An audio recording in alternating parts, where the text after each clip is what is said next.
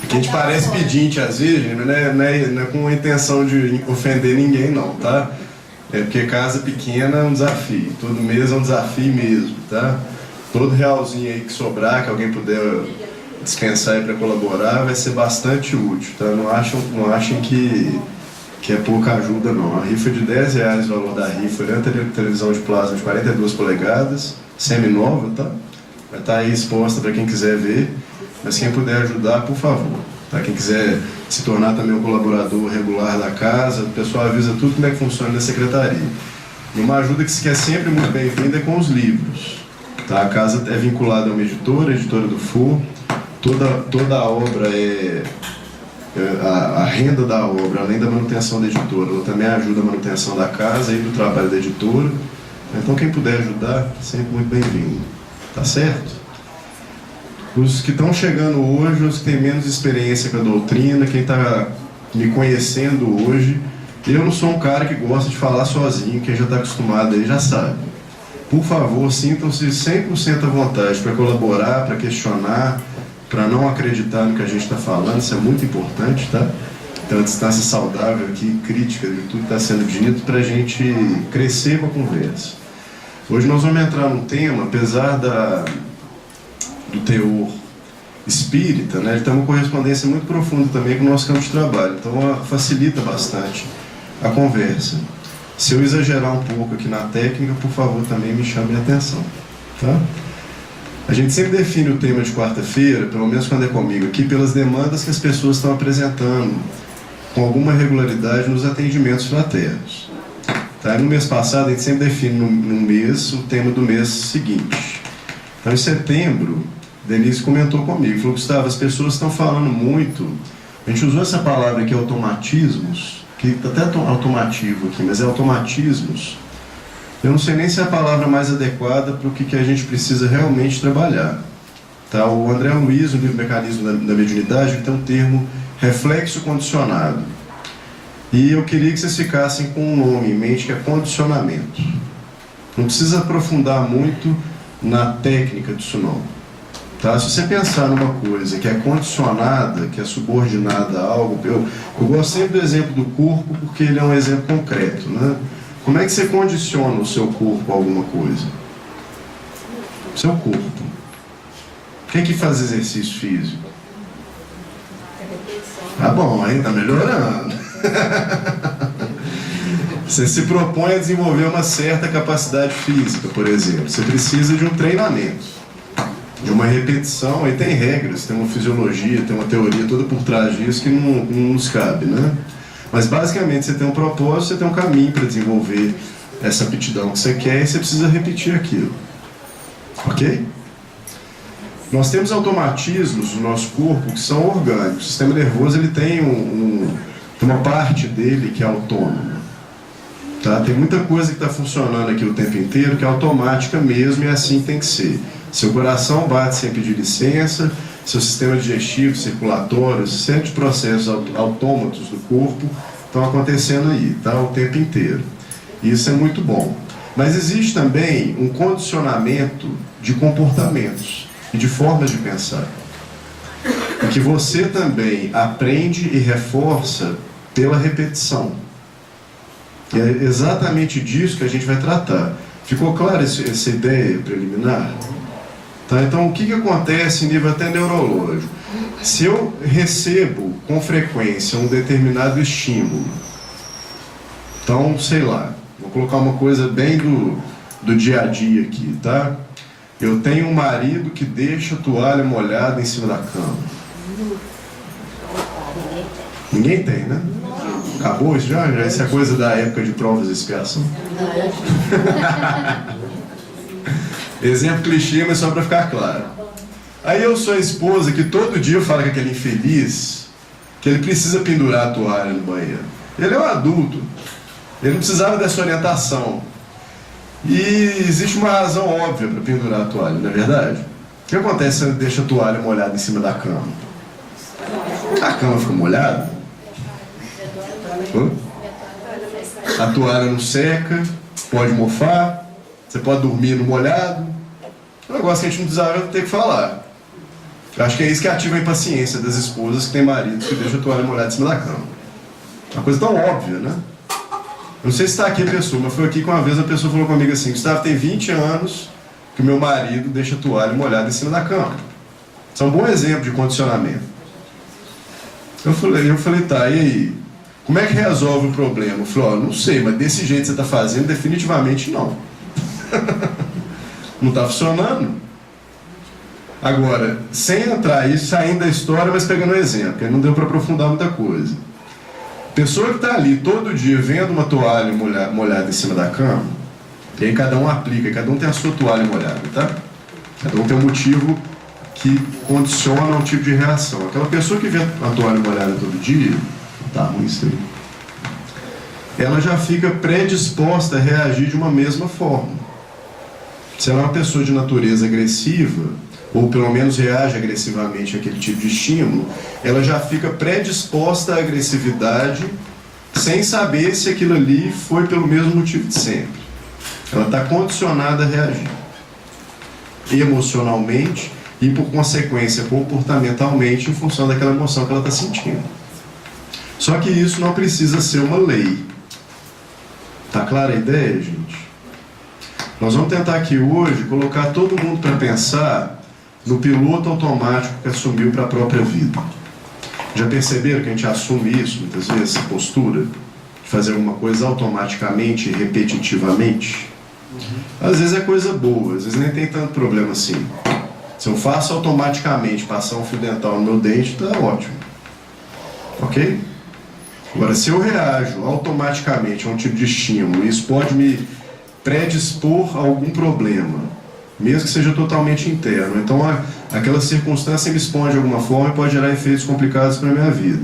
Aí é melhor ressignificar e reestruturar a postura. Concordo? Agora, uma pergunta para vocês, aí que eu já queria a primeira participação dos corajosos. O que faz a gente ligar o piloto automático na vida? Pressa? Eu não sei, vamos junto. Pressa, o que mais?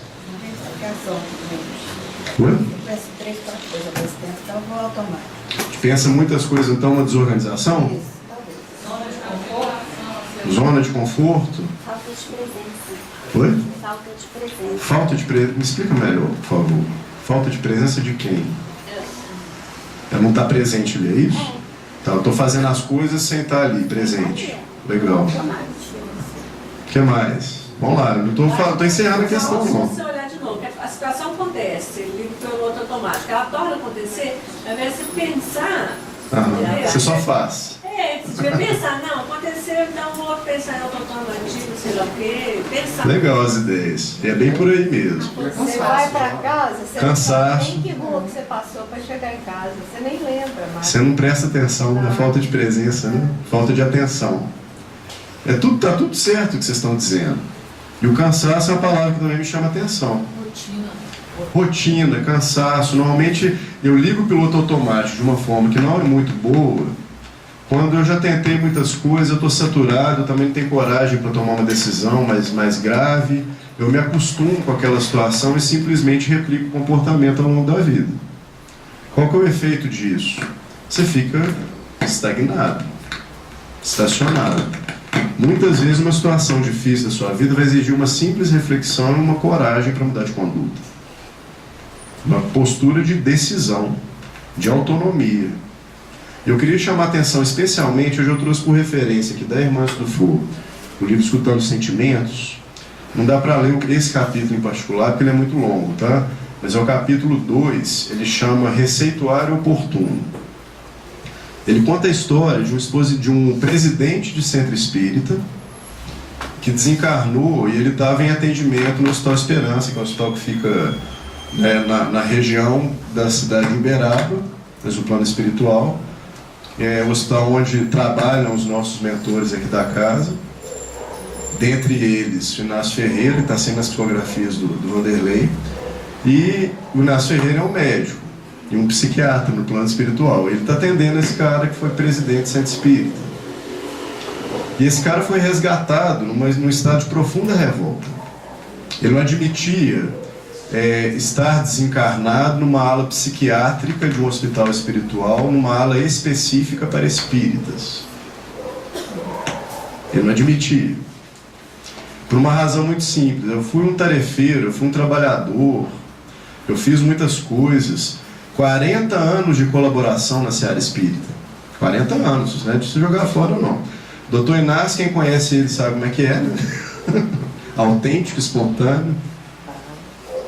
Não tem medo de falar as coisas, né?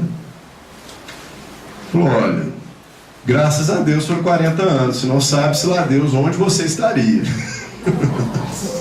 Você só está aqui resgatado no hospital psiquiátrico porque você trabalhou esse tanto que você trabalhou. Mas e o cara numa revolta danada falou assim, mas qual que é o meu problema? Falou, olha, eu não sei como é que os funcionários médicos estão chamando isso no plano físico, mas o seu problema é depressão. Por que depressão? Eu sempre vivi, nunca tive desejo de aniquilar minha própria vida. Falou, olha, eu não sei como é que vocês estão entendendo isso lá, mas aqui depressão é desgosto pela vida. Desgosto crônico. Eu não estou dando um diagnóstico para ninguém, tá? É para sair daqui falando que depressão é isso, que depressão é doença. E que tem que diagnosticar isso, é médico, é psicólogo, ok? Estar triste é diferente de estar deprimido, nós não vamos banalizar a depressão em hipótese alguma. Mas era um diagnóstico de um médico para ele, você está deprimido. E ele entrou num estado ainda maior de revolta. Ah, mano, como é que pode? Eu era um presidente de centro espírita, era querido por todos, e todo mundo me admirava, me respeitava. O doutor Inácio falou assim, eu li na sua ficha, não é bem assim não.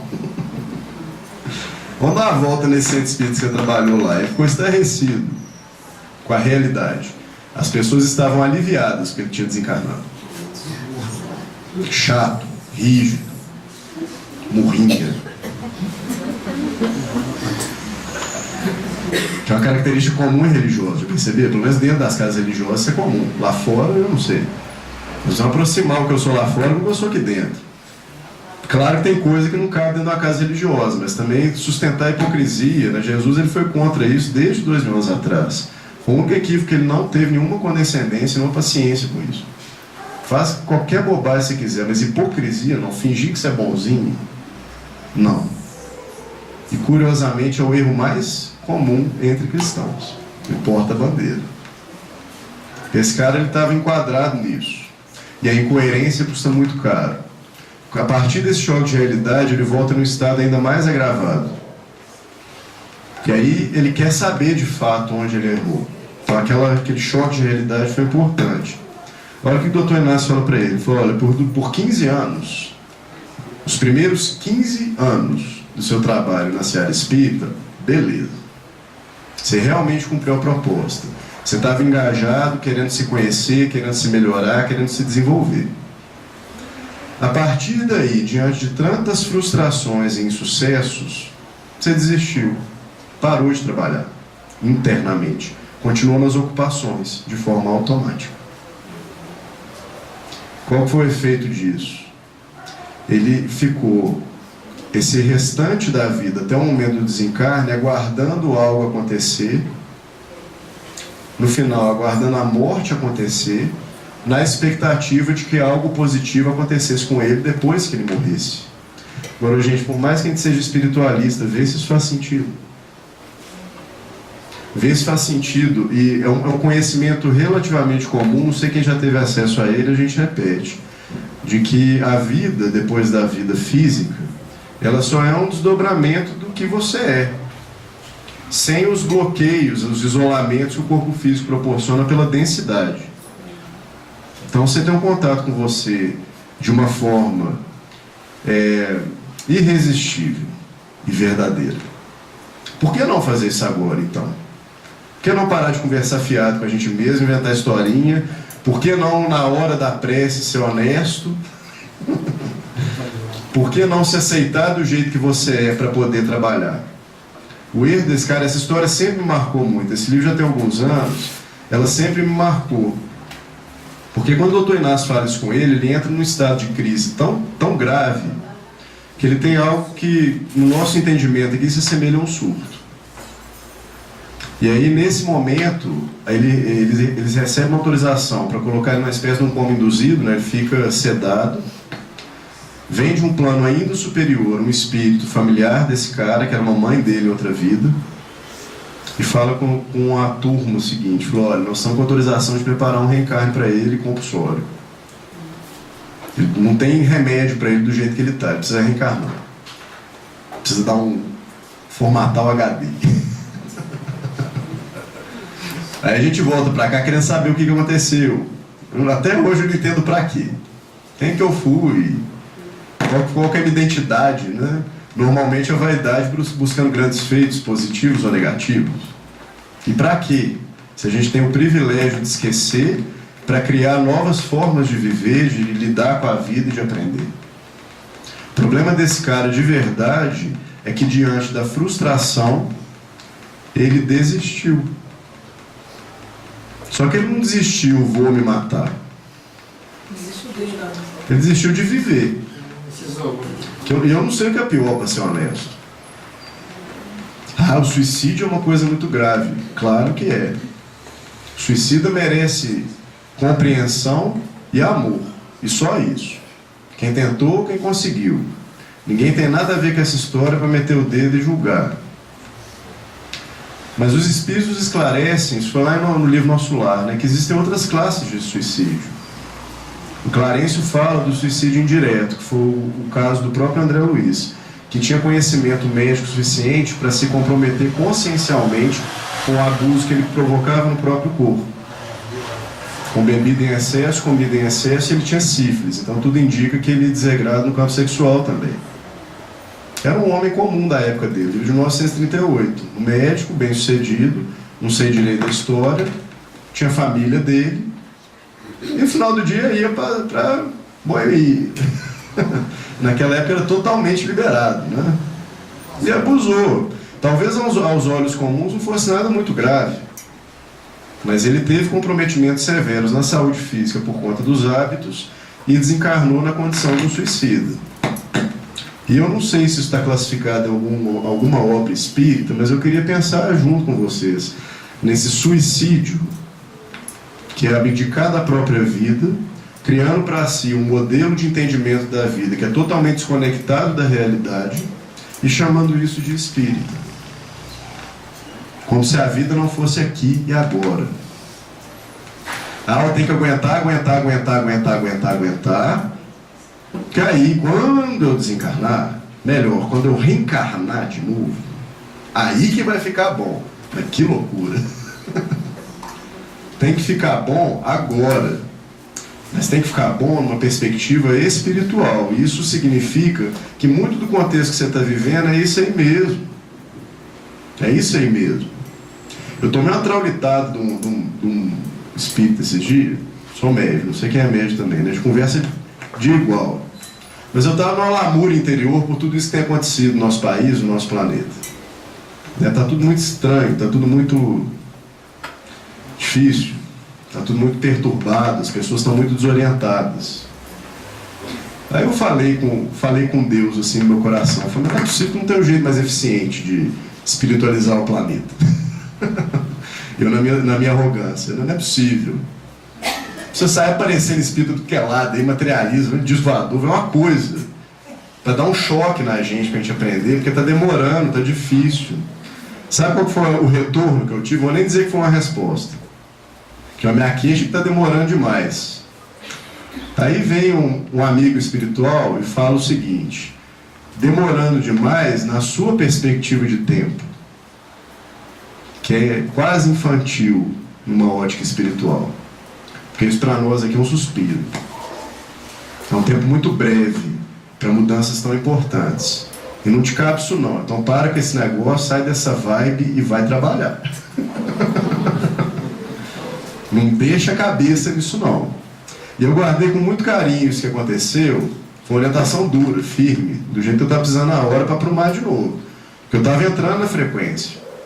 E é assim que a gente estabelece, num primeiro momento, a sementinha do comportamento condicionado. Começa com pensamento, começa com uma ideia. Tudo que você faz começa com uma ideia.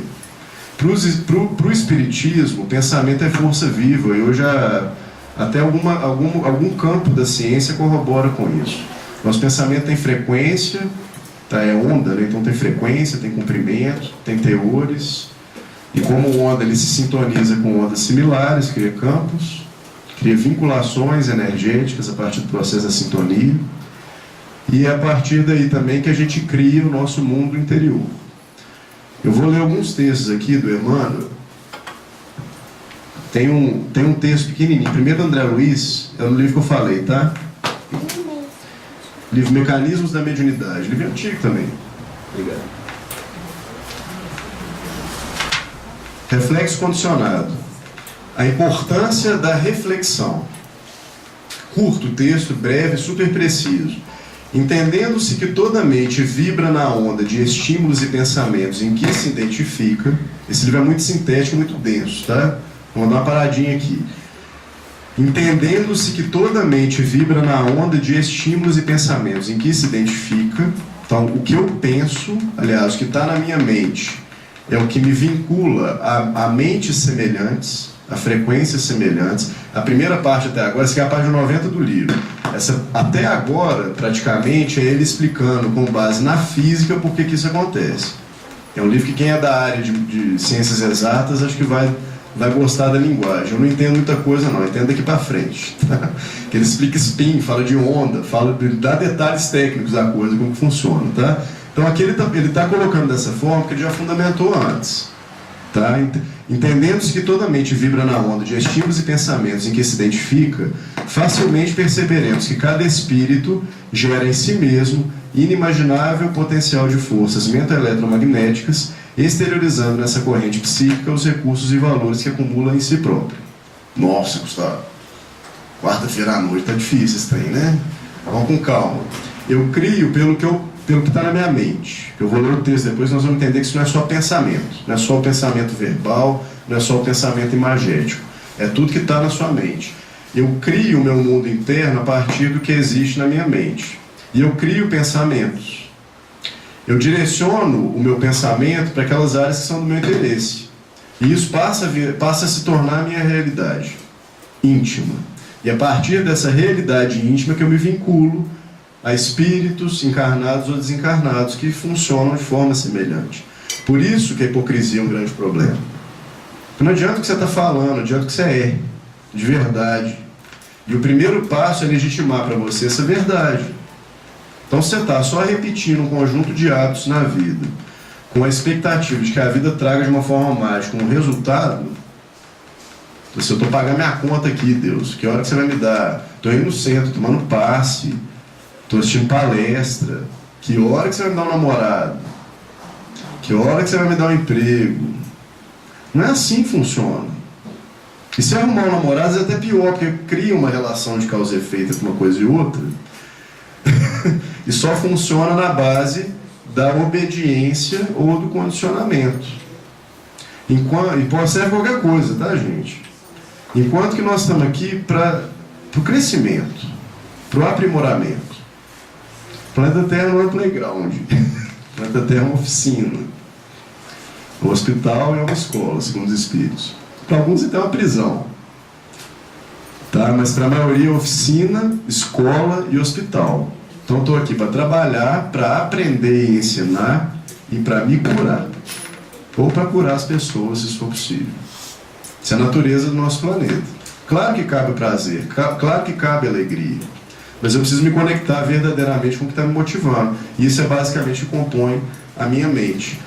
Nós estamos de reunião de cura, que hoje teve muita dúvida sobre o passe. O passe é, sem dúvida, importantíssimo para te trazer algum equilíbrio e para que você, com seu próprio esforço, sustente níveis internos melhores, mais elevados. Eu sou radicalmente contra uma fala comum das pessoas em centros espíritas, que é: nossa, lá dentro é maravilha, eu fico de boa, mas pisei lá fora, voltou. Culpa sua, que não fez um mínimo esforço para manter o que você recebeu. Eu faço com carinho, tá, gente? Nós temos que crescer, poxa. Não dá para ser igual criancinha, mas não vai, recebe e joga fora, recebe e joga fora, recebe e joga fora. Não, nós somos adultos. Eu tenho responsabilidade pelas coisas que estão aqui dentro. Não pelo que aparece, porque tem muita coisa que é reativa, tem muita coisa que tem origem em traumas, tem muita coisa que eu não consigo identificar a causa, mas pelo que eu faço com o que acontece em mim. Sou totalmente responsável por manter uma postura mais adequada em função daquilo que eu quero realizar na minha vida. É muito menos ficar, né, vou falar a palavra que eu queria aqui não, mas ficar despejando regras, eu estou entendendo? Muito menos do que ficar despejando regras e falar o que é certo ou errado, e muito mais assumir uma postura coerente com aquilo que você entende como sendo uma vida boa, e ao mesmo tempo tendo humildade para reconhecer que você erra, que às vezes você idealizou alguma coisa, não foi num jeito muito positivo, que é preciso mudar, e esse dinamismo é que vai te fazer crescer. Agora, se eu estou engessado no meu pensamento, teve um outro comportamento condicionado no livro André Luiz, o livro Os Mensageiros, se eu não me engano, que é o caso dos 10 passes. Alguém já leu o livro, lembra disso aí? É um cara que chega no centro espírita de uma passe, guarda isso aí, isso é importante. O cara chega no centro espírita de uma passe. Aí o André Luiz é a primeira vez que ele sai de nosso lar para acompanhar um trabalho numa casa espírita. Então ele tinha acabado de virar cidadão de nosso lar, que é o final de nosso lar. Os Mensageiros é o segundo livro da série. Então ele está conhecendo, ele vai numa cabine de passe no centro espírita acompanhar o trabalho. Se eu não me engano, o mentor é o Alexandre. E ele vai acompanhar as orientações. Aí entra esse cara, do caso dos 10 passes. Aí o Alexandre fala assim, não, esse aí não dá o passe nele não. Fala um plano espiritual, né? Porque o médium vai lá, passista, e faz a coisa toda. Mas não tem infusão energética do espiritual do passe. O André Luiz olha para aqui, mas como assim? A misericórdia, o amor, né? Fala, não, André Luiz, é o seguinte, esse cara aqui já é a 10ª vez que ele... Não é que 10 é a regra não, tá? Foi só o caso. Pode ser 2, pode ser 1000, não sei. Mas é a 10ª vez que ele vem aqui...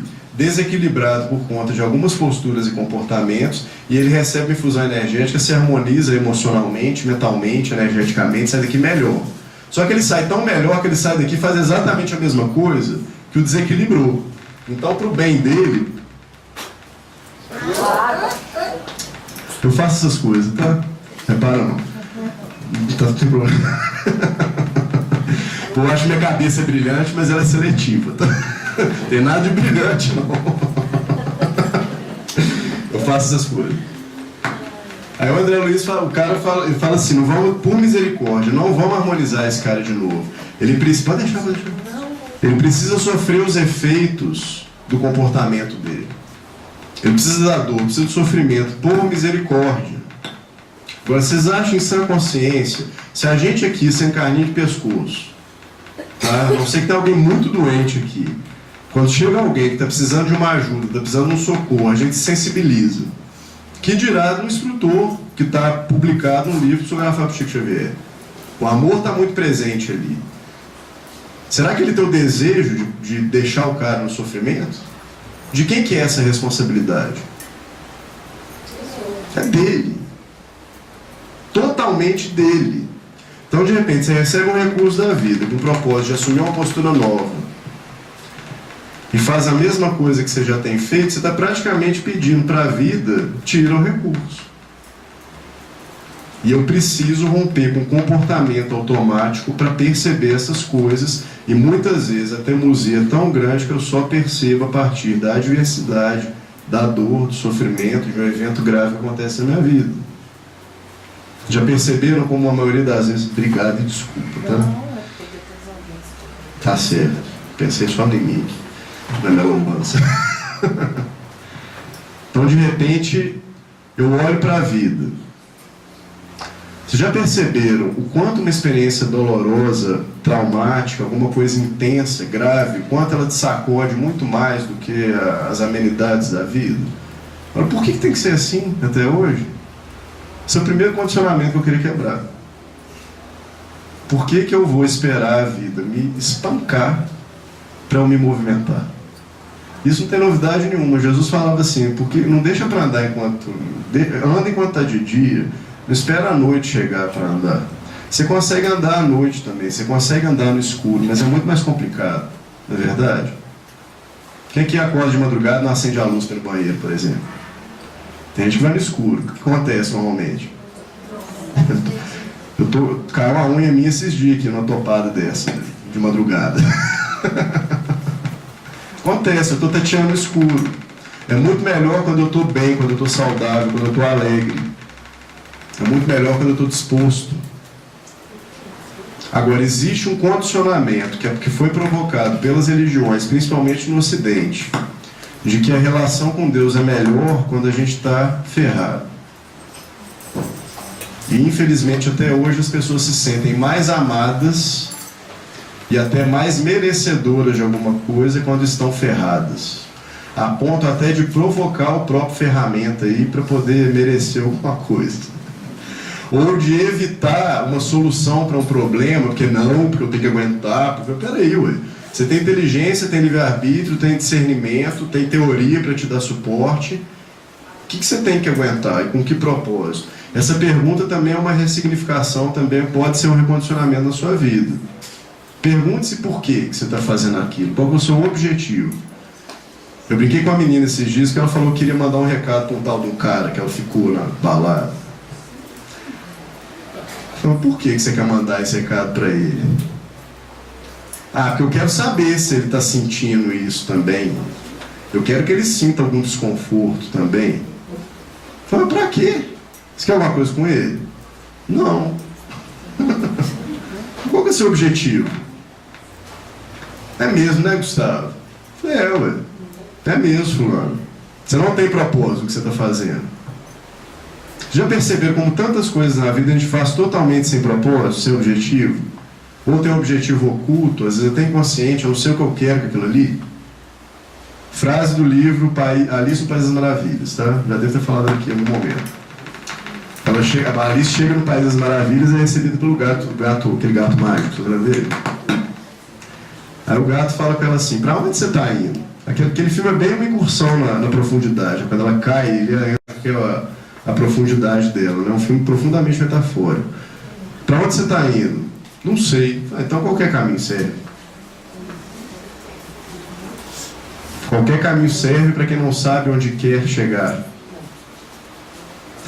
Mas se eu não sei onde eu quero chegar, o que a vida vai fazer comigo? Já que ela tem um propósito inerente.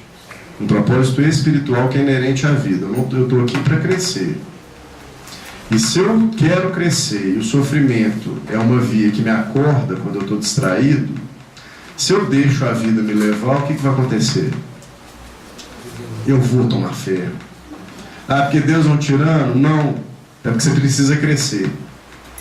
Agora, você pode crescer porque você quer, porque você entende que isso é bom, pela disciplina e o esforço. Nada vai vir de graça, nada vai cair no seu colo. Isso também é uma coisa que a gente tem que quebrar, a concepção salvacionista das religiões ocidentais. Eu vou ficar aqui sofrendo, e de repente alguma coisa mágica vai me levar para um lugar de paz, de felicidade, de abundância, de plenitude. Essa é uma postura muito comodista. Tá? Algum custo vai ter. Eu posso escolher o custo do esforço, da disciplina, da boa vontade, entendendo que isso tem retorno imediato, que qualquer coisa que eu mude em mim, que me impulsione ao bem, vai ter retorno na minha vida imediatamente.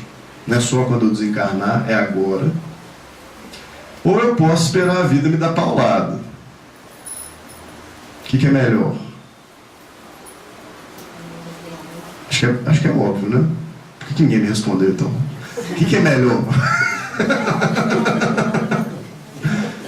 Não é melhor ir pelo esforço? Então por que vocês estão esperando paulada até hoje? Não tem sentido nenhum esse negócio. Pra quê? Sofrimento só serve quando ele te ensina. Tolerância é um aprendizado, sim, mas não é uma coisa que é sempre boa. Tem hora que você precisa se movimentar. Tem uma passagem que eu acho que eu cito toda vez que eu venho aqui, sei lá por quê, que é o paralítico do Poço de Betesda. Que é um cara que está há 37 anos deitado numa cama, esperando alguém fazer alguma coisa por ele. Vou resumir a história nisso, né? Para quem não conhece, tinha um poço lá na frente de uma entrada do templo de Jerusalém, a água mexia sozinha de vez em quando, o povo acreditava que era um anjo que estava entrando na água, e que o primeiro que entrasse na água depois do anjo seria curado de qualquer mal. Então vocês imaginam, né? Como é que ficava. E tinha um cara paralítico, ele estava em total desvantagem. Ele estava deitado nessa cama há 37 anos, esperando alguém jogar ele na água. Tadinho, paralítico, ok, mas alguém vai jogar ele na água? Precisa de 37 anos? Sei lá porque é 37, mas precisa disso tudo? Pô, tentei ali meia dúzia de vezes, não funcionou, vamos tentar alguma coisa diferente, não é melhor? Aí, mas não era o Gustavo que estava lá, é Jesus que chega, né? O Gustavo ia dar tapa na orelha do cara, acorda, ô criatura. Ele levanta, mas não é do jeito que Jesus falou, né? Jesus chega amoroso do lado, e ele olha para Jesus e fala: mestre, ninguém me joga na água. E Jesus dá uma orientação muito precisa para todos nós, para romper com qualquer comportamento automático, qualquer condicionamento. Levanta, assume o seu leito e anda. Levanta, para de ficar deitado, para de ficar acomodado. A vida não vai ser diferente do que você quer, e mesmo que você não ache ela justa, ela é o que é. E normalmente esse cansaço que nos leva aos automatismos na vida, eles são efeito de uma pirraça. A vida não foi do jeito que eu queria, então eu não vou mais viver. Ah, o cara que não é assim, minha mãe fez isso comigo, meu emprego, não sei o quê, a minha esposa, blá blá blá, minha filha, é a sua vida. E emberrar não vai fazer ela ficar melhor.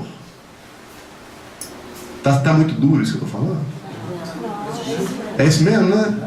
Nós vamos assumir essa responsabilidade. Esse cara estava 37 anos esperando alguma coisa acontecer para a vida dele ficar melhor. Jesus fala: levanta, assume o seu leito, assume isso que está te fazendo ficar deitado, isso é uma responsabilidade sua. Mesmo que você viva um contexto que é totalmente responsabilidade de alguém no seu entendimento, tem sempre algo que você pode fazer diferente. Que seja uma postura íntima. Mas tem sempre alguma coisa que você pode fazer diferente. E é nesse alguma coisa que você tem que focar. Porque é a única coisa que pode resolver o seu problema. Quem aqui já ficou muito tempo esperando alguém mudar, por exemplo, para a vida melhorar? Funciona? Não funciona. Por uma razão muito simples que você conhece aí dentro de você.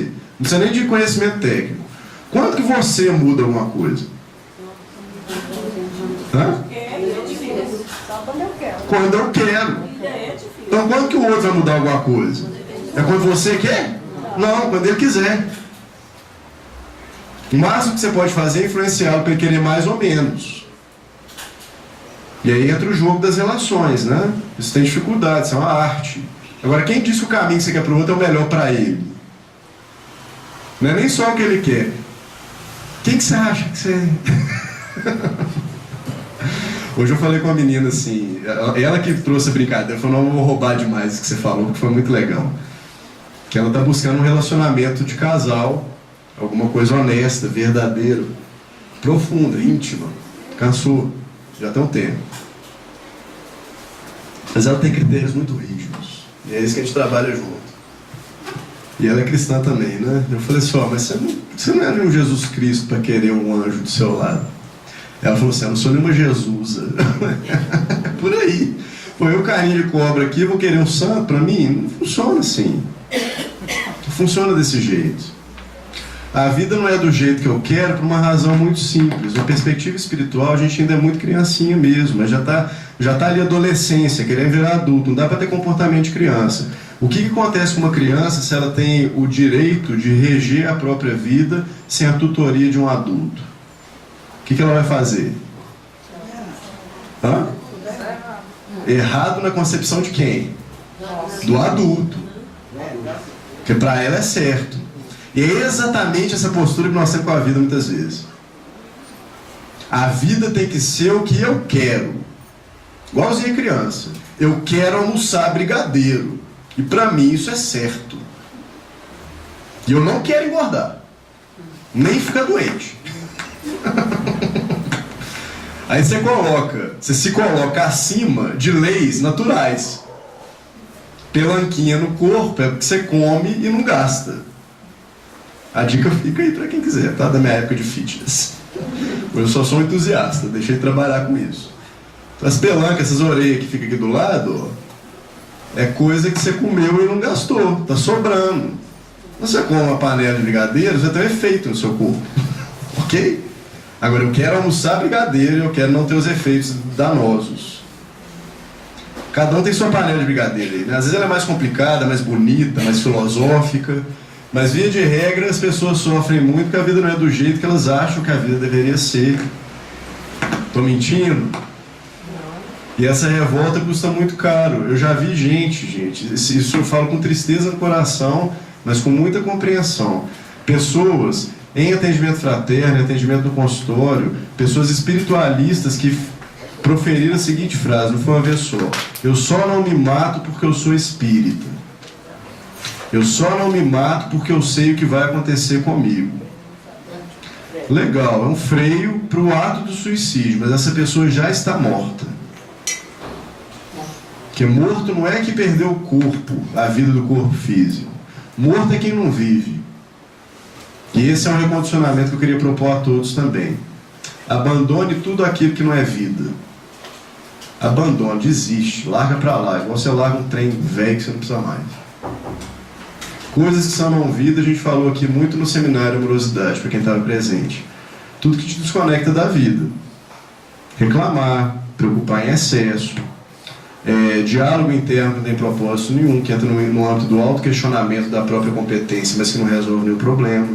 Sou fraco demais, não dou conta disso, como que eu vou resolver aquilo?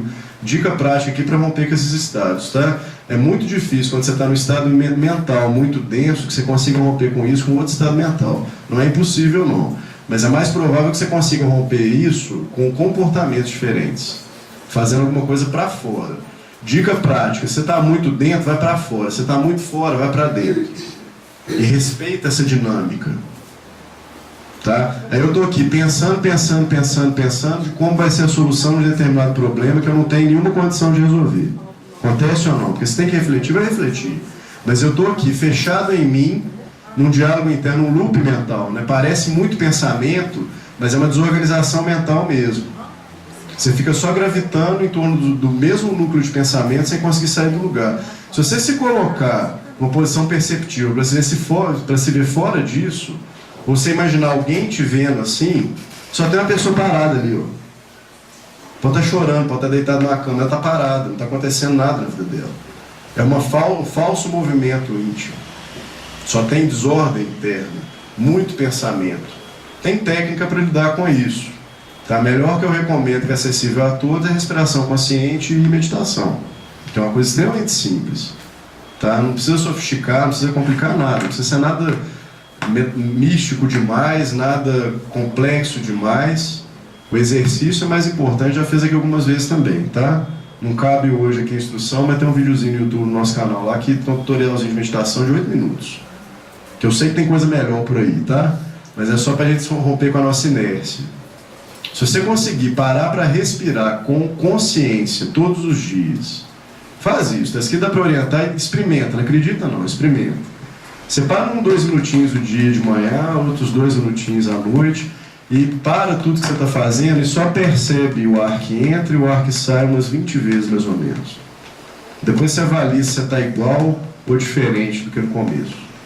Isso ajuda a gerenciar estados internos. Mas quando você está muito dominado por uma emoção, principalmente quando é um estado emocional, muito pouco provável que você consiga lidar com isso apenas por outro processo mental. A não ser que você tenha já uma habilidade desenvolvida, um treinamento, alguma coisa nesse sentido. O que é mais eficaz e prático é sair daí.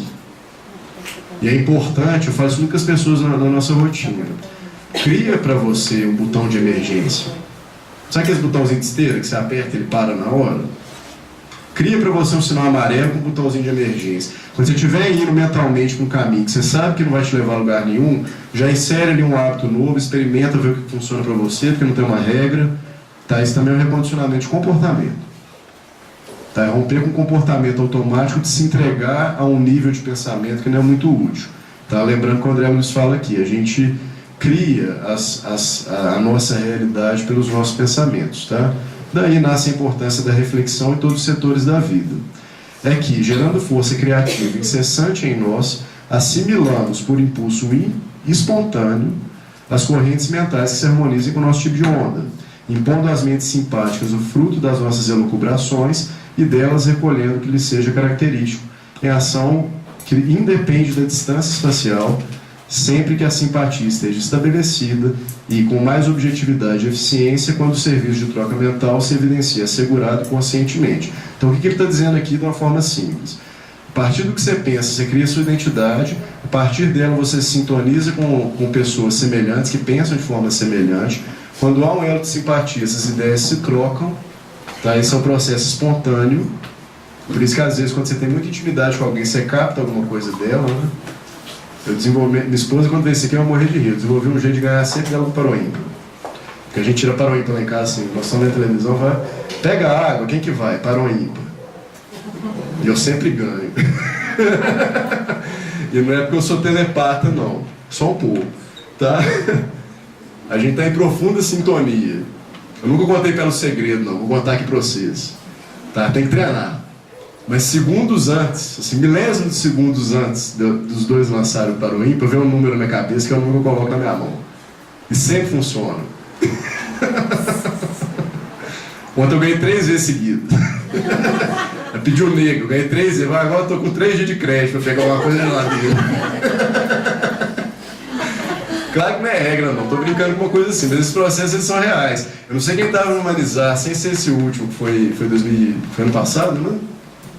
No anterior, o Marcos Leão, que de vez em quando vem aqui fazer palestra também, ele fez um laboratório disso, em público.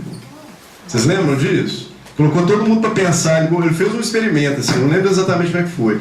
Mas ele colocou uma coisa para um lado e uma coisa para o outro. Falou, todo mundo pensa para cá agora, para ver qual que ia ser revelado ali, né? E rolou uma magiquinha ali mesmo, com aquela força, aquela corrente mental que ele criou. Foi bastante ousado, contou com a confiança de todo mundo, né? Para fazer o negócio. Podia dar uns duvidosos ali que não pensasse harmonicamente. Podia atrapalhar o experimento, mas foi muito legal. Essas coisas acontecem. Então, de certa forma, eu preciso dar atenção para o que está vigorando aqui dentro. E eu preciso assumir responsabilidade sobre isso. Eu não sou o que eu falo. Eu não sou o que eu mostro para as pessoas. Eu sou o que está na minha mente. Tá? E o outro texto de suporte aqui é o do livro Pensamento e Vida, também do Espírito Emmanuel agora. Que é o primeiro capítulo do livro, Espelho da Vida. A mente é o espelho da vida em toda parte. Ergue-se na terra para Deus sob a égide do Cristo a feição do diamante bruto, que arrancado ao ventre obscuro do solo, avança com a orientação do lapidário para a magnificência da luz. Não se intimidem com esses textos não, tá, gente? Um pouquinho de dicionário, esforço, daqui a pouco você tá até falando bonito também, tá? O que ele está dizendo para nós aqui, principalmente na primeira parte? A mente é o espelho da vida. Para que serve o espelho? Refletir. A vida em si, aliás, a existência em si, é um processo tão grandioso que ele é inalcançável à nossa percepção. Nós temos uma relação muito tímida com a realidade, formas muito limitadas de captar a informação dos nossos contextos, de interpretar e representar o mundo. Se a nossa condição de ser humano não tem nada errado. Isso que ele está falando é uma lei.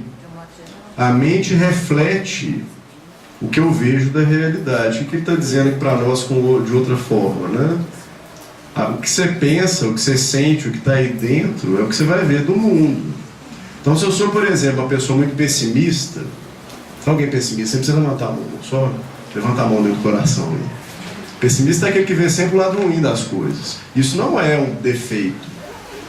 Isso não é um karma.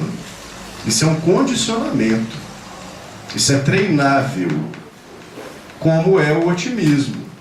Se eu estou inclinado a ver o lado ruim das coisas, acontece um evento novo da minha vida, eu tenho várias possibilidades de interpretar aquilo que está acontecendo. Eu vou para a pior possibilidade. E quem que sofre com isso? Então, eu tinha um companheiro de tarefa de pãozinho na rua, Heloísio. Heloísio é uma figura muito amoroso, cuida muito bem das pessoas na rua mesmo. E um dia a gente estava numa onda de calor, que estava mais quente que agora, assim, né? Aí, um mendigo na rua, a gente estava falando de conversa, da pãozinho, aquela coisa toda. Não, mas tá calor demais. O povo sofre muito na rua, com calor e com frio, né? Porque não tem água para beber, aquela história toda, né? A gente acha que é só comida, mas é uma situação complicada, né? É tudo. É existência mesmo, né? Eu sempre penso assim, é sempre um meio que tem muita droga, muito álcool, muita coisa complicada. Às vezes a gente passa a dar conta um pouco da bebidinha. Sabe aquela boca seca de bebida que dá? Todo mundo já viu isso aí? Espírita não bebe não, né? Mas já sabe, como o seu amigo te contou? Mas você imagina uma ressaca de droga pesada, você na rua e não ter água para beber. É muito sério, né? Muito sério essa condição de vida. Mas esse cara, o Heloísio, ele é um mestre em recondicionar. Que aí esse cara, esse mendigo na rua, falou: não, mas tá calor demais, eu não tô aguentando. Ele falou uma coisa super simples. Acho que foi a energia dele, nem foi o que ele falou. Mas podia ser pior. Aí o cara falou: é mesmo, podia ser pior, né? Eu tive Montes Claros uma vez e... era muito pior. Ele quebrou o estado interno do cara com a reflexão simples e com um sorriso.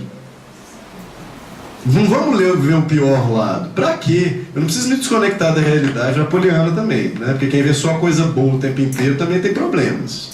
Porque tem coisa que é ruim, você tem que ver como ruim para poder atuar. Agora, ver sempre o lado pior. Agora, não é só entender e decidir, mas é um condicionamento. Você sabe como é que você condiciona a sua mente para perceber na vida o lado bom das coisas? Isso é um recondicionamento até neurológico, tá? O nosso sistema nervoso, ele é plástico. O sistema nervoso cria sinapse nova quando você cria uma forma nova de observar a vida. E aí trata-se de repetir para recondicionar. E para a gente, condicionar a mente ao otimismo é uma coisa só: gratidão. Isso é acadêmico, já é científico, tá? Agora, gratidão não é falar obrigado. Gratidão é uma postura perante a vida. Você recebeu a vida. Tá, em última análise, o pai maior, de forma prática, do papai e da mamãe que estão aqui, que você pode criticar o tanto que for, mas são os que você tem. Graças a eles você está aqui, vivo, cheio de oportunidade. Poxa, pelo menos honra isso. O que Deus quer para nós é que a gente viva bem. Isso é uma postura nova. Ah, sabe, mas você não sabe a miséria que está na minha vida. Eu não sei mesmo, não. Mas posso te dizer com certeza que você não é um privilegiado.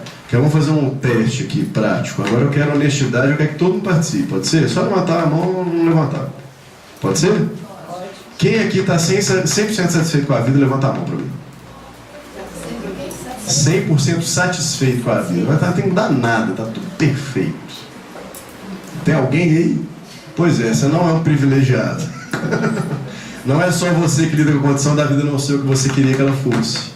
Agora ela vai ser tanto quanto você quer que ela seja, quanto você se esforçar para construir o que você quer. Por isso tem que ter uma correspondência, porque a gente quer realmente da vida, com o coração. Por isso que não dá para ficar só com o conceito espírita na cabeça, naquela postura murrinhenta. Eu já sei, mas eu não dou conta. Eu já sei, mas eu não dou conta. Não trata de dar conta. Você é adulto. Por exemplo, eu sempre dou para todo mundo. Você confiaria num médico que fosse fazer uma cirurgia em você, uma cirurgia de risco? Aí o médico fala assim: eu tenho uma técnica, mas eu conheço, mas não dou conta. O que você ia fazer? Picar a mula. Então isso que a gente tem falado por aí, para mim pelo menos, eu assumo responsabilidade total sobre isso. É uma vergonha. Ou eu ajusto meu discurso, ou eu trato de dar conta. E humildade, né? Eu preciso ser menos um pouco do que eu acho que eu sou. Parar de me sentir um grande escolhido da vida no sofrimento e assumir responsabilidade pelo que está acontecendo, para mudar o que for possível, para ver o que for tão boa quanto é possível. Porque quando eu quero que ela seja só do jeito que eu quero, eu estou muito similar àquela criancinha que eu falei aqui há um pouquinho de tempo, que quer almoçar brigadeiro. Não é assim que a vida é. A vida, ela te corresponde em relação aos esforços que você faz na direção do autoaprimoramento, para realmente viver melhor. Nas pequenas coisas você vai perceber isso. A menina que quer lá arrumar namorado e não consegue, nem é o caso dela não, tá? Ela já está além disso, graças a Deus. Eu preciso ter um mínimo de coerência com o comportamento, com o que eu quero realizar. Se eu tenho comportamentos incoerentes com aquilo que eu quero realizar, não vai funcionar nunca. Se eu quero profundidade, intimidade, afeto, amor, eu vou precisar, talvez, me disciplinar em questões que eu estou habituado. E primeiro eu preciso tomar consciência disso. E é aí que muitas pessoas começam a cansar e desistir. Nossa, é muita coisa para resolver. Nossa, eu sou pequeno demais, muito defeito. Não parece que é assim? Mas por que isso é um problema? O que você perceber que tem muitas questões para resolver é um problema, é o outro é condicionamento. Isso fere ao ego orgulhoso, vaidoso, que não admite ser menos, não admite ser pequeno, que quer ser grandioso, ter destaque, ser reconhecido. Agora, se eu sou vamos buscar coerência. Se eu sou tão carne de cobra assim, tão inferior assim, quando eu falo que eu não dou conta, né? Então, por que eu estou me cobrando a perfeição? Por que eu fico nessa dicotomização? Ou eu sou um capeta ou eu sou um anjo? Não sou nenhum dos dois, eu sou um ser humano, falho, imperfeito, suficiente, incoerente, ambíguo, normal, saudável. É assim que eu vou crescer. E outra ressignificação, você já trouxe aqui algumas vezes. E Papai do Céu que está fora, mas está dentro também, ele não precisa que você mude alguma coisa para te amar. Aliás, ele te ama do mesmo jeito, não importa o que você faça ou deixe de fazer. Que ele é imutável. Simples. Simples a lógica. Então eu posso, se todo mundo sair daqui hoje, pelo menos com essa ideia, eu não vou mais criar condições de miséria e de sofrimento ou permitir que elas se sustentem acreditando que isso é o melhor para mim espiritualmente. Deu para entender a ideia? Sofrimento só é bom quando ele cumpre o propósito. Sofrimento é o último recurso. Toda vez que é um sofrimento inevitável, pode perceber que você teve outras alternativas antes de resolver de outras formas que você não resolveu. Então, a partir de agora, eu vou me colocar responsável perante a minha vida. O que vocês acham da ideia? E isso tem um efeito, sabe qual é o melhor efeito desse negócio? Quando alguém chega para você, para mim um dos melhores, tá? Quando alguém chega para você e fala o que você deveria ser, não deveria ser, como que você deveria ser, não deveria. Quando alguém lê sua mente, tá? Agora na perspectiva da PNL, tá? Não é que alguém tem um poder telepático. Alguém fala assim, você está sentindo isso? Você está pensando aquilo? Você fez isso, mas você está querendo, na verdade, aquilo outro. Acontece ou não acontece? A pessoa presume o que você está sentindo, presume o que você está pensando. Você está conectado com você e responsável. Aí de repente você olha mesmo que você não precisa falar, mas peraí, quem melhor para saber de mim do que eu mesmo? E essa pessoa está definindo o que eu sou, não, ela não sabe o que ela está falando. Eu rompo com as minhas vulnerabilidades a manipulações, a crenças limitantes, a comportamentos condicionados dos outros e dos lugares. Pergunta que eu faço toda palestra. Vocês têm noção do que vocês estão fazendo aqui hoje? Qual é o propósito? Vocês cumprem o que a casa propõe? Vocês entenderam que é o melhor jeito até hoje que a gente percebeu? Ou vocês cumprem só porque todo mundo está fazendo? Aqui é um exercício só, né? Tem um caso que eu conto em Centro Espírita, que é o caso do passe descalço. Eu contei isso aqui? Não lembro.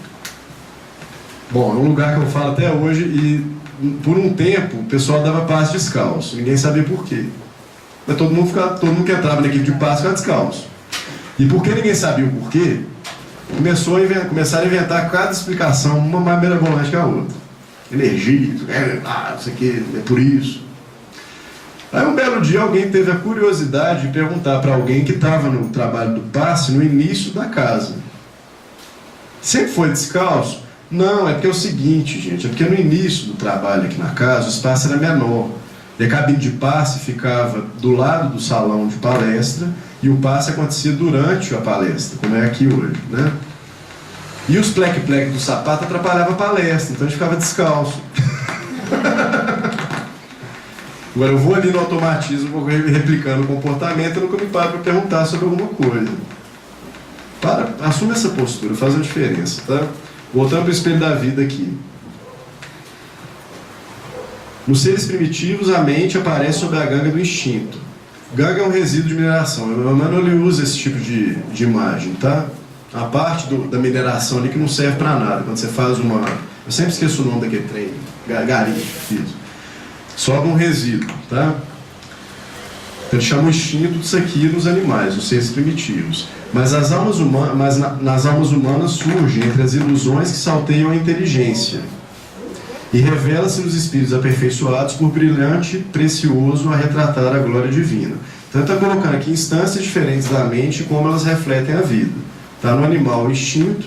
No ser humano, eu fico sempre atento para a forma que ele coloca. Tá? Surge entre as ilusões que salteiam a inteligência. Então, dentro do seu processo de inteligere, né, de trazer à tona suas potencialidades, desenvolver ferramenta com a vida. Você tem devaneios, ilusões, distrações, tá? Que você tomar um cuidado com isso. E nos espíritos superiores, isso se reflete como glória divina. E esse é a grande meta. É ser um com o Criador, como Jesus ensinou pra gente que ele era. Tá aí qualquer coisa é sagrada, qualquer coisa é santa. Estudando de nossa posição espiritual, confinados que nos achamos entre a animalidade e a angelitude, somos impelidos a interpretá-la como sendo o campo de nossa consciência desperta, na faixa evolutiva em que o conhecimento adquirido nos permite operar. Tá? Então, o que é a nossa mente aqui? É o campo da consciência desperta, aquele ponto que a mente percebe como a vida funciona. Tá? E isso existe em função do conhecimento já adquirido, que é a nossa restrição. A sua mente é do tamanho que você construiu. E a sua vida é do tamanho da sua mente. Deu para entender? Então, de repente, eu tomo sempre esse cuidado também. As pessoas tratam muitas coisas como universais, mas a amostra delas, muitas vezes, é a casa delas. É como elas estão vendo a vida num âmbito muito restrito. Então, o universo é muito grande, né? E inimaginavelmente grande para definir alguma coisa que é assim, ponto, acabou. Eu sempre fico desconfiado de pessoas que têm muitas certezas e verdades. Normalmente é restrição de ponto de vista. E para a psicologia transpessoal, restrição de ponto de vista é doença. Você é tão doente quanto restrito é de enxergar a vida, de operar a vida. Tanta coisa grande, né? Então, quando a pessoa generaliza além da conta, que é impossível não generalizar, a gente já começa a tomar uns cuidados. Gustavo, BH não tem homem. Vamos, eu escuto demais da conta. BH não tem homem. Fala, tem 1, 2, 3, tem um monte aqui agora. Não tem homem. Entendi o que vocês estão dizendo. Tem 10 mulheres para cada um. Aí já começa a ficar menos generalizado. Mas aí tem estatística? Não sei. Tem isso? Tem, são 13, acho que são 13, tá? 13 para cada um. Tá. Vira a diferença? Vira a diferença? Obrigado. Vira a diferença? Então sai do meu âmbito aqui, do meu modelo de mundo, eu tenho um dado na minha mão. Agora eu posso falar que tem 13 mulheres para cada homem em BH. Vocês estão lascados mesmo. Você acha que tem outro? Tem um para cada 13 mulheres. Não dá conta. Não dá não. E o homem que é homem vai dar conta só da dele, né? É um desafio. E olha lá. Definindo por espelho da vida a mente, né, reconhecemos que o coração lhe é a face e que o cérebro é o centro de suas ondulações. E essa frase do Emmanuel é muito importante. Tá? O coração é a face do espelho. O coração é o que reflete a vida. É óbvio que ele está falando aqui no sentido simbólico. A gente é o que a gente sente. Por isso que eu não fiquei fechado ao pensamento imagético, né, de imagem ou verbal, alguma coisa racional que está estabelecida aí. Isso também te compõe, mas na verdade tudo tem um fundo emocional. E a emoção é o melhor caminho para você saber o que você é. Por isso que não é um bom negócio tentar contê-la, tentar reprimi-la, tentar ignorá-la. Toda emoção veio dizer da sua verdade interna, e enquanto você não dialogar com ela, não se perguntar para ela o que ela quer te mostrar, ela só vai ganhar força e perturbar. Até as positivas. Pode até ver a doença, porque a emoção tem que passar, ela não pode ficar.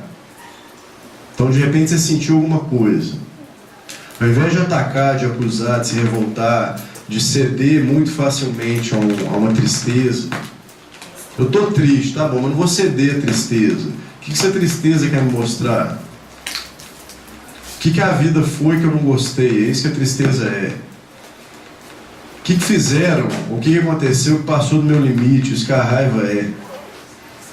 O que eu não domino, não tenho controle, está me gerando um estado de ansiedade? É isso que o medo é. Alegria, a vida correspondeu ao que eu desejava. Isso é bom? Nem sempre. O que isso quer dizer de mim? Com o que eu me felicito? Isso quer dizer da minha busca. Não é aquele fulano que a menina da balada queria que sofresse, né? Ela estava regozijando com o sofrimento do cara. Ok, o cara aprontou, beleza. Tudo bem, nós vamos julgar ninguém por ser vingativo. Mas se eu olho para esse tal, eu estou sentindo alegria porque alguém se ferrou. O que isso quer dizer de mim? É trabalho, dá para entender? Não importa a justiça ou não tem nesse contexto. Eu preciso assumir essa postura, mas de uma forma mais firme e adulta, de olhar para mim e assumir responsabilidade pelas coisas que eu sinto, que elas indicam a minha realidade. Enquanto a mente cognitiva, racional, ela muitas vezes indica o que eu deveria ser, ou na minha concepção, né, o que eu acho que eu deveria ser, ela indica o que eu acho que eu sou. Por isso que só a percepção racional não é um bom caminho para o autoconhecimento. Faz parte também, é óbvio. mas eu preciso olhar porque eu sinto. Emmanuel é muito preciso nisso aqui. O coração lhe é a face desse espelho da vida que é a mente. O coração mostra a realidade. E o cérebro é o centro das ondulações, gerando a força do pensamento que tudo move, criando e transformando, destruindo e refazendo para acrisolar e sublimar.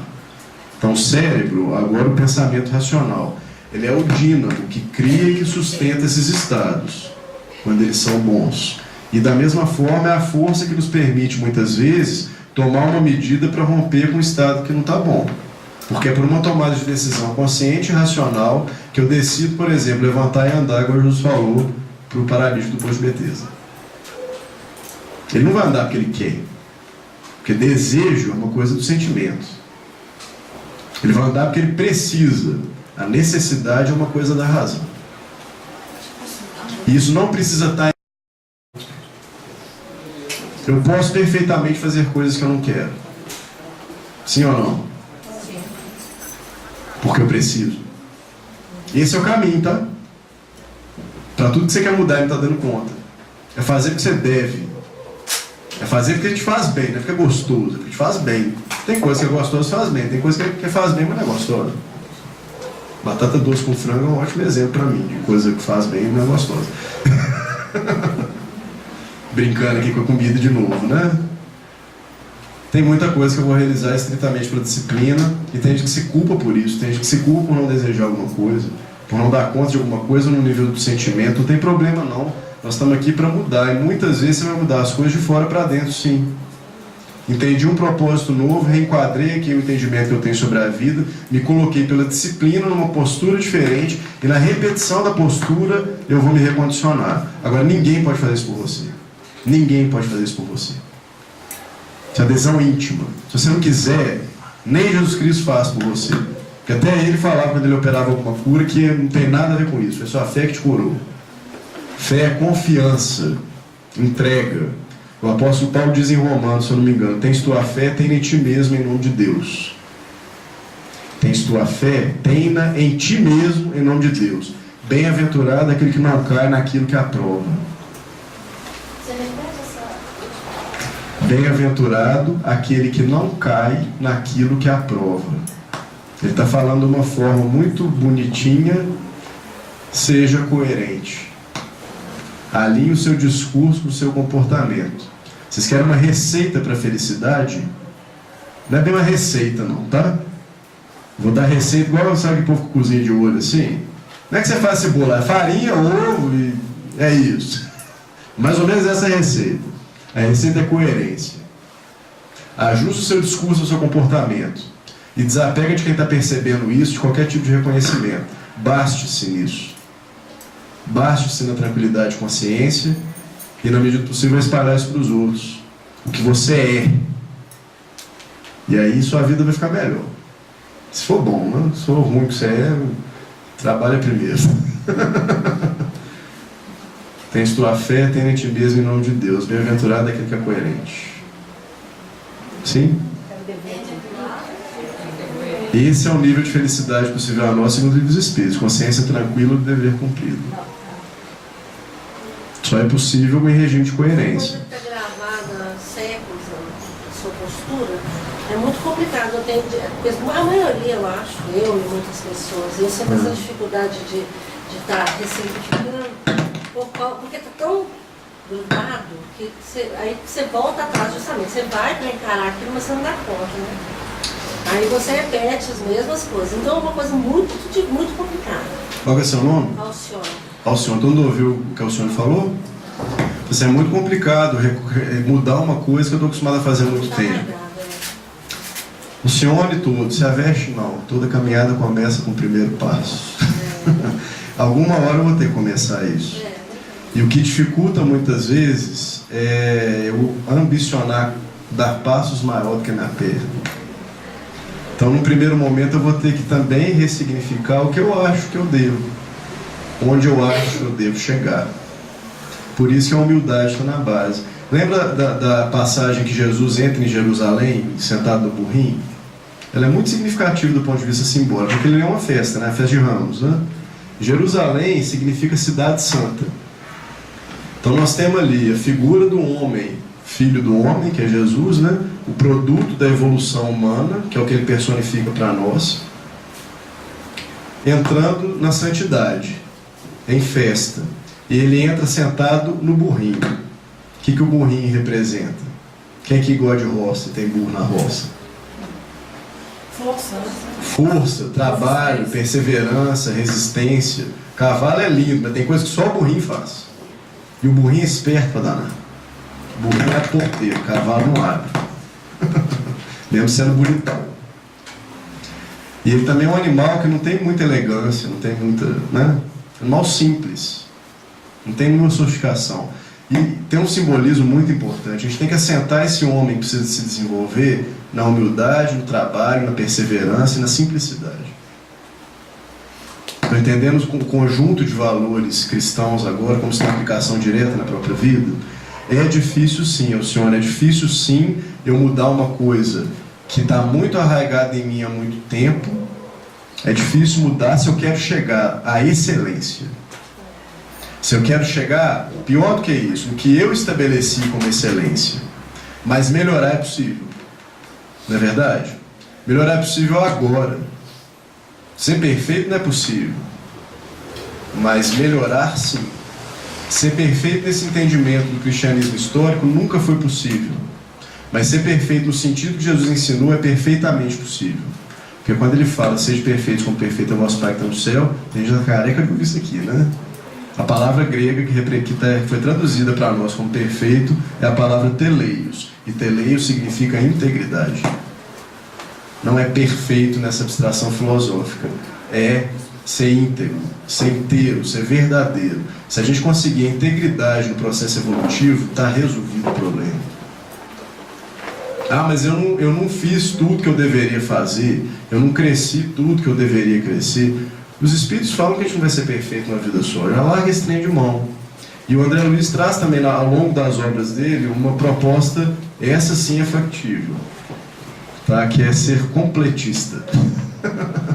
O espírito completista é aquele que cumpriu tudo que se propôs a fazer antes de encarnar. De crescer aquilo que a encarnação dele permitiu. Agora, alguém sabe aí o que se propôs a fazer antes de encarnar? Não. E não é bem assim que nós vamos perceber. Sabe como é que você percebe o que você tem que fazer? Pela consciência. Sabe aquele trem que você sabe que devia estar fazendo e não faz? É isso aí. Sabe aquele trem que você não faz? Que você faz e não deveria estar fazendo? Você sabe que não deveria estar fazendo? É isso aí. Mas o que não fizer agora fica para depois, né? Mas não preocupar com agora. Depois vai ter muita responsabilidade. O que eu não fizer agora fica para depois. Agora, esse medo já a gente intimidou alguém aqui a ponto de tirar alguém do lugar? Não, mas que a gente lembra disso mesmo. Vamos lembrar, mas com responsabilidade. Tá? Vamos lembrar com responsabilidade. O que eu deixo de fazer, eu prefiro uma perspectiva mais para o momento. O que eu deixo de fazer na direção da minha evolução espiritual tem efeito negativo na minha vida agora. As pessoas falam muito, pega uma virtude qualquer, fala uma virtude aí que vocês precisam desenvolver, para me dar de exemplo. Qualquer um. Paciência, tá bom. As pessoas falam assim, eu preciso desenvolver paciência, e elas não param muitas vezes para olhar o quanto a impaciência gera sofrimento. Isso é uma motivação muito melhor do que eu tenho que fazer, porque senão. Deu para entender? Paciência, sim, para você viver uma situação, no meu caso, você tem que ter paciência, porque esse problema não vai sair como você veio, para passar por isso e vencer isso agora. Então vamos vencer. Pois é, mas é difícil. É difícil. É uma coisa pesada. Então, você explode assim, né? E de vez em quando eu falo com Jesus. Não escuta isso que eu falei, não, porque isso tem. E eu posso responder para Jesus, para a senhora? Blasfemando um pouquinho? Claro. Pode falar o que você quiser, que eu não vou deixar de te amar, não. Não tem problema, não. Pois é. Não, às vezes eu ainda falo mais. Né? Você fala que vai de mim. Eu falo assim, você foi humano, isso eu estou fazendo isso porque eu sou humano. Você foi humano. Você te entende, vai te entender bem. Você viu como é que é o negócio aqui? Ele sabe como é que é.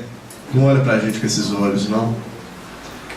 Gustavo, deixa eu só entender então. Então é muito mais motivador você, em vez de falar, eu quero ser paciente e tal, é você pensar no que o fato de você não ter essa qualidade faz você sofrer. É isso, né? No meu entendimento, sim, não tanto quanto óbvio. Sofrimento não gera mudanças? Eu estou carregado deles. É só observar qual a minha responsabilidade nisso. Ao invés de eu querer ser paciente, às vezes eu nem sei por que eu quero isso. Às vezes sem perceber, para conquistar um status, para chegar a algum lugar, para me livrar do obsessor, para chegar num plano espiritual qualquer. Às vezes é essa motivação que fica num nível de abstração muito grande, até para médiums. Não é melhor pensar no efeito de não ter uma determinada qualidade ou de ter um determinado defeito na vida, no efeito na minha vida. Pessoas impacientes, crônicas. Tá? Paciência conceitualmente é respeitar o ritmo das coisas. A pessoa que é impaciente naturalmente é ansiosa. A ansiedade também não é necessariamente um problema. Porque a ansiedade ela denota algum tipo de responsabilidade. Porque aquela pessoa que não liga para nada, também não preocupa com nada, ela tem problemas. Tá? Agora, o estado da ansiedade, quando ele permanece, ele gera uma série de alterações no seu organismo. A ponto de ser classificado em qualquer manual psiquiátrico como transtorno. Existem muitos transtornos de ansiedade. Ok? Então, de repente, eu olho para uma coisa e falo assim, nossa, eu preciso ser paciente porque senão... Não. Se isso resolvesse o problema, a gente estava tendo campo para ter esse tipo de conversa aqui agora, porque isso não resolveu o problema de ninguém. Nós estamos desde a Idade Média com medo do inferno, aliás, desde muito antes disso, isso nunca motivou ninguém a nada. Eu nunca deixou de fazer nada porque tem medo de ir para o inferno ou ir para um umbral. Agora, eu posso perceber um umbral, obscuridade na minha vida aqui agora, que eu sou refém de mim mesmo, numa situação que eu mesmo posso resolver. E isso sim é motivador. A motivação, de verdade, ela funciona muito melhor no aspecto positivo do que no aspecto negativo. Então, assim, funciona muito melhor para você querer trilhar uma direção porque é bom para você, do que querer trilhar uma direção porque senão vai acontecer alguma coisa ruim para você. Deu para entender a ideia? Isso eu não estou tirando do sovaco, não. Isso é psicologia positiva. Isso funciona até com cachorro, no condicionamento. Minha esposa trabalha com condicionamento, com treinamento positivo de cachorro. Não tem xingar, não tem bater, não tem enforcar. Tem que dar um negocinho na boca dele e ele ficar feliz. E é muito legal como funciona um bichinho que está só refém do instinto ali ainda. E nós também temos o instinto. Então, de repente, eu uso da minha racionalidade, já significa alguma coisa, algum motivo para fazer algo. Eu quero ser paciente. Tá, por que eu quero ser paciente? O que a impaciência está me causando de problema? O que é isso, ser paciente? O que eu estou almejando de verdade? E aí eu começo a trilhar um caminho que é mais possível de se cumprir. Ao invés de ficar nesse eterno vai e vem de querer e não dar conta, querer e não dar conta, querer e não dar conta. Aí é frustração, frustração, frustração, sofrimento, abandono, desistência, você liga o piloto automático, e aí é igual o cara dos sentimentos aqui, você desencarna, não tendo se trabalhado, embirutado. Mas isso não é o problema, isso é só um efeito. E se a pessoa que não se programa, digamos assim, a pessoa espírita, ela tem noção do que pode vir depois, porque a gente vai sozinho. Então, aí como é que eu vou agir por meio de outro? Aí, se eu tenho assim, um certo conhecimento espírita, pelo menos eu espero, que é mais ou menos isso que eu sei que vai acontecer do lado de lá. Mas digamos uma pessoa que não tem cabeça, digamos que não tem esse tipo de conhecimento, chega lá e daí? Olha, o livro dos Espíritos, sobre essa questão, na parte de perturbação espiritual, eles dizem que o conhecimento espírita ele faz uma diferença assim, no grau de perturbação, mas a conduta moral é mais importante. Está no livro dos Espíritos. Uma pessoa boa que não tem informação, ela sofre menos do que alguém informado que não é bom. Deu para entender a ideia? Deu. Agora, em última análise, eu estou aqui para cuidar de mim. E eu vou o Espiritismo serviu para mim, o Espiritismo me cativou de alguma forma e me trouxe respostas. Mas ele não serve para todo mundo. Mas é mesmo porque não é todo mundo que aceita. Não, e não é melhor nem pior do que outra abordagem. Cada um está vivendo exatamente o que tem que viver. Tá? E eu posso sim influenciar as pessoas, se isso for respeitoso. Agora entra o segredinho desse negócio da mente e da influência que verdadeiramente é positiva. Você só consegue influenciar de verdade a partir do que você é, não do que você fala. Agora, se o que você fala está alinhado com o que você é, não, mas aí é bom demais. Agora, o outro também só escuta se quiser. Pois é, mas tem pessoas que não acreditam. Então, isso é problema delas. Pois é. Quando chegar lá, do outro lado... Não. Quando chegar lá, eu não sei o que vai acontecer. Pois é. Mas aí eu também não sei comigo. Não sabemos de nada. Não, mas a gente tem uma certa noção do que pode ser. Eu estou informado. Eu prefiro ficar com a informação que é botar o pé no chão que é agora. Gente, o que acontece comigo depois que eu morrer? Ninguém sabe. Agora, depende de quê? Depende do que você fez aqui. A morte só é uma mudança de estado, segundo os espíritos. E o que acontece comigo depois que eu passo por esse evento é continuar a minha vida. Muda alguma coisa morrer? Muda no máximo o seu grau de percepção sobre as coisas, porque você não tem mais lorota para contar para si mesmo. É um contato profundo com você e real, totalmente real. Tá? Segundo o que os espíritos descrevem. Então, para que precisa esperar o corpo morrer? Vamos fazer isso agora. Se o que acontece depois da morte é uma extensão da própria vida, o que importa mesmo é como eu estou vivendo, e não o que vai acontecer depois que eu morrer. Faz sentido para vocês isso? Então, vamos ver bem. Sim? Para encerrar, eu trouxe aqui um... Vou ver se eu não derrubo nada agora. Livro Abraço de Pai João, tá?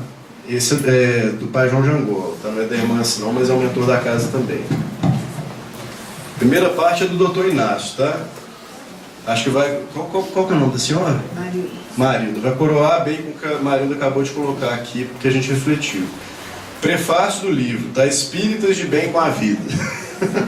É bem livro de preto velho mesmo, né? Que vive de boa. Nós vamos aprender muito isso.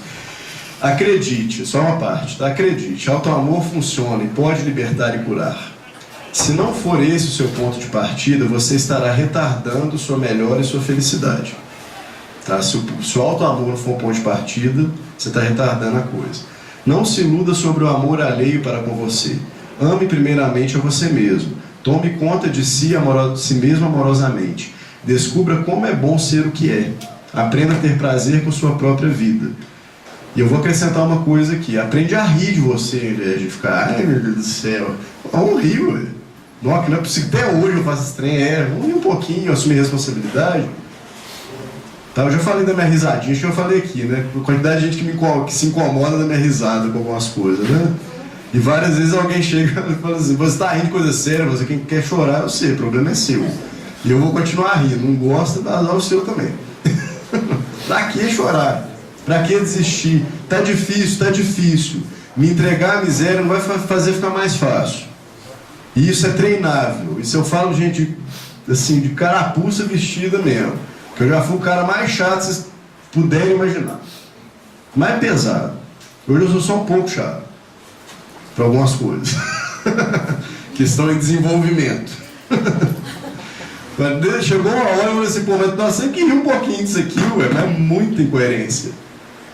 Esse negócio de falar e a pessoa ouvir, que eu falei mais cedo, que a pessoa escuta o que você é e não o que você fala, tem uma história que eu conto que aconteceu há muitos anos, né? Um dia uma pessoa com quem eu trabalhava estava passando por muita dificuldade na vida. Eu falei com ela, vamos lá no centro espírita. Ela olhou para mim muito honesta, falou, eu para ficar igual a você, Deus me livre. Foi o divisor, eu brinco, já foi o divisor de águas. Já contei essa história aqui algumas vezes. Foi o divisor de águas. Eu falei assim, alguma coisa eu estou entendendo mal, em alguma coisa eu estou errando. E eu preciso mudar isso. E depois de uns 7 anos, mais ou menos, eu já deve ter mais 7 que isso aconteceu, tá? Tem um tempo bom. Tem que ter paciência com a gente também. Depois de uns 7 anos eu reencontrei essa pessoa, a gente conversou de novo, ela viu algumas coisas e ela falou uma coisa assim, ó, sabe, quem te viu, quem te vê, hein? Vamos lá no centro agora, o que você acha? E ela até participou dos estudinhos, mas não tá precisando mais não, também desembolou a vida dela sem espiritismo e tá vivendo uma forma super boa. A gente não ficar fanático, né? Beleza? Só experiência pessoal, mas acho que é legal compartilhar essas coisas, né? É alegria, pô. O cristianismo tá, que tem dor, tem sofrimento, tem tristeza, tem muito drama na origem do cristianismo, tem muita coisa estranha, tem muita coisa que talvez não devesse ter acontecido com a consciência que a gente tem sobre a vida hoje. E tem muita coisa hoje na nossa realidade que também não deveria existir. E eu não estou falando pra gente ficar alheio a isso e banalizar isso, não é isso não. É rir um pouco da gente e assumir uma postura adulta, madura, séria, comprometida com o nosso trabalho pessoal aqui dentro. E que tudo que você faz aí dentro seja uma expressão para a vida, para que as pessoas sintam o que você está construindo. Mas só vai acontecer quando você não tiver mais esse propósito, tá? Porque você não está aqui para converter ninguém, para salvar ninguém e para não estar aqui só para aguentar ninguém também não. E muitas vezes a pessoa que acha que está aqui para aguentar muita coisa está sendo aguentada e não sabe. Então, abre os olhos. Não é regra não, mas é comum, tá? Abre os olhos. Nós estamos aqui para uma coisa só. Nos trabalharmos na direção do amor, da felicidade, do bem. Tá? E isso se expressa. E Jesus fala assim: vós sois luz do mundo. Portanto, resplandeça a vossa luz diante dos homens, para que por vossas boas obras glorifiquem ao Pai que está no céu. Então que você, do jeitinho que você é, mas um pouco mais leve, por uma decisão e um treinamento, não por uma virtude, que você seja um pontinho de luz na terra. Não precisa ser holofote, pode ser um LEDzinho, já está ótimo, já ilumina. Pode ser uma velinha só que tem um foguinho ali, mas que isso se manifeste espontaneamente, amorosamente, só tem um jeito, é estar de bem com a vida. E o segredinho do paradigma espiritual que o Espiritismo descortina para nós de uma forma muito objetiva e clara: sua vida não precisa mudar nada para você lidar melhor com ela. Não precisa ter condição, que não é uma mudança de postura. Tem problema que não tem jeito, né? É, marido? Mas se o problema não tem jeito, eu faço o quê? Faço outra coisa. Muda esse olhar sobre ele. Tem jeito. Muda meu olhar, muda minha perspectiva. Eu vou resolver primeiro o que tem jeito. Talvez resolvendo o que tem jeito eu desenvolva força, desenvolva novos pontos de vista, desenvolva ferramentas para encarar alguma coisa ali que é mais difícil. Agora, eu não vou sair do lugar sem me amar. Sim? Vocês falaram pouco hoje, hein? Alguém quer falar alguma coisa para a gente encerrar? Agora que esse trem de futebol já acalmou, né? Política também já acalmou. E hoje é dia das bruxas, né? Uma mentora da casa, a mentora encarnada, tá? Que está no WhatsApp, ela falou que hoje a mentora é Irmã Sidufo, mas essa é outra mentora. Irmã Sidufo. Irmã Sidufo, escreve Dufaux, que é o nome francês. Ela era uma médica que trabalhou com Kardec na codificação espírita.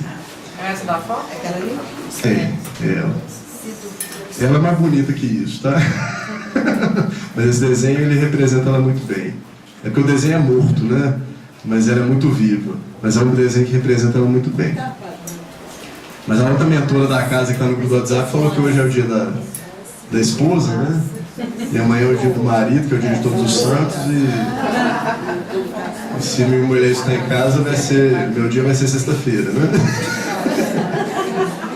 Então vamos sair daqui com a piadinha ou com a alegria, tá? Que a vida tá difícil, mas chorar não vai resolver nada. Tá certo? Alguém quer fazer oração pra gente encerrar? Vamos só dar uma centradinha e a gente responde as dúvidas no final aqui. A gente resolve. Alguém quer fazer a prece? Todo mundo é digno, capaz e bem-vindo. Quer um?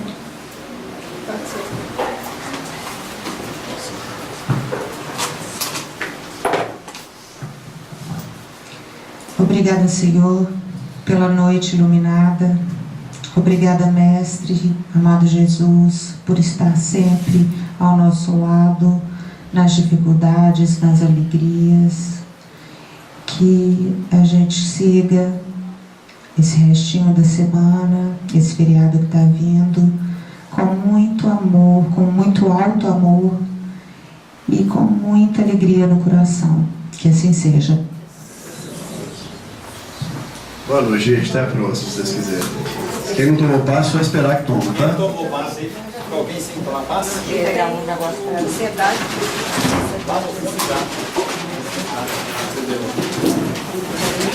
Todo mundo, né? Só uma coisa, né? Pode ser, né? Pode deixar a cadeira aí do jeito que tá. Pode deixar. Esse aqui vai sair terapêutico.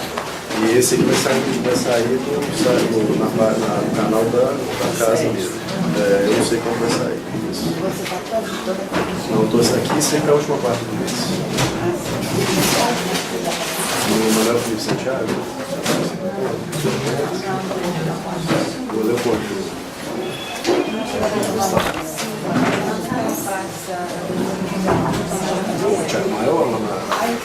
canto? Não, naquela praça lá perto da Copa.